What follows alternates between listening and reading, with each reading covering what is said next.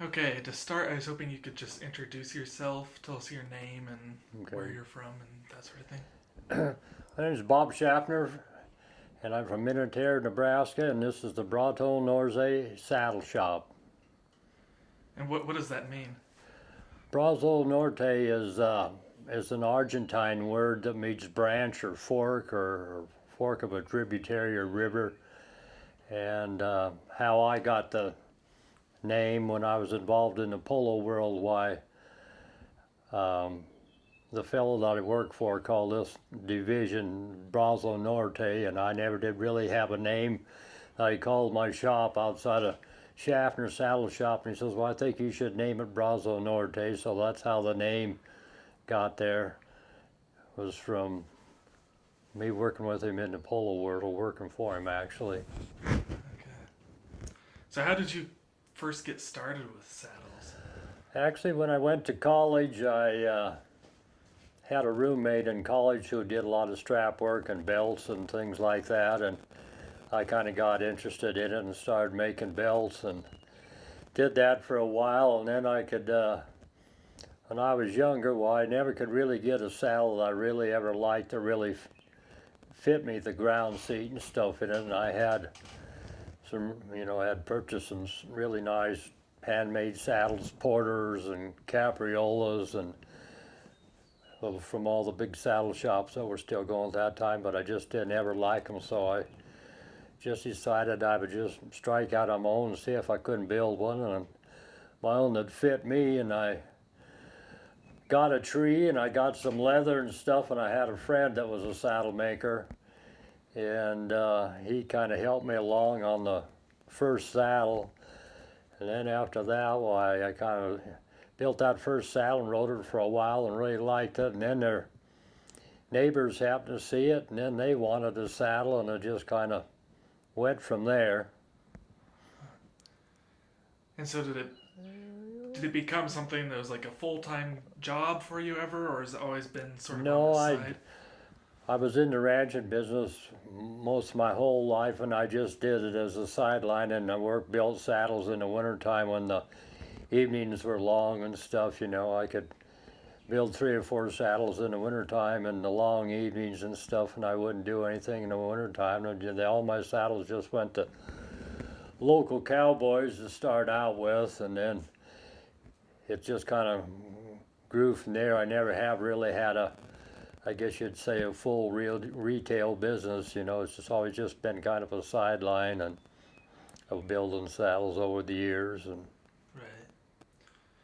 So did you grow up in a ranching family yes, in Montana? yeah, I'm southwest of Montana, out of 25 miles from a town called Dillon, Montana, which is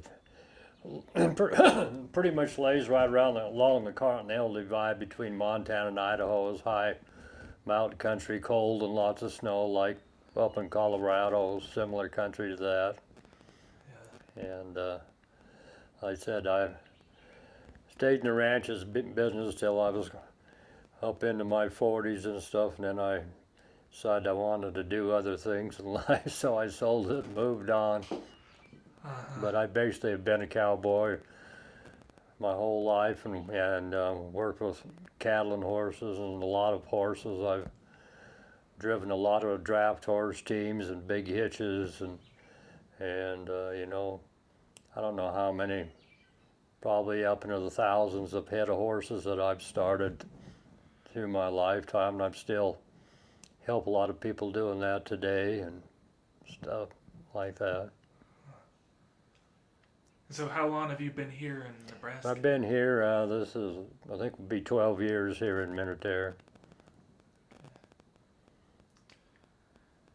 So going back to when you were first getting started in the saddle making, you had one friend that helped you out with your first saddle. Yeah, he helped. Like I said, he had a saddle shop in Dillon, Montana, where I was from.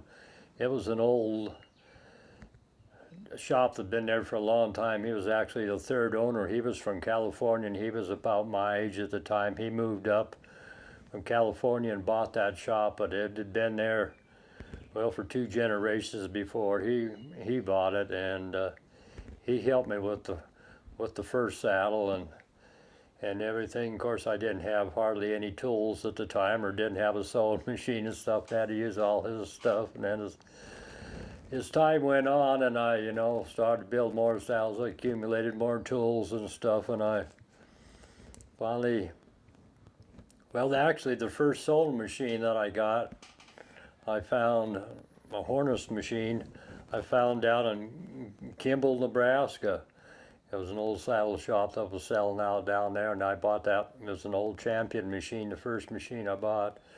It came from down there, and I sewed it on it for, I don't know, 3 or 4 years, but it was a temperamental thing. You'd spend an hour mechanicking on it to sew 15 minutes on it. And I got pretty disgusted with that after a while.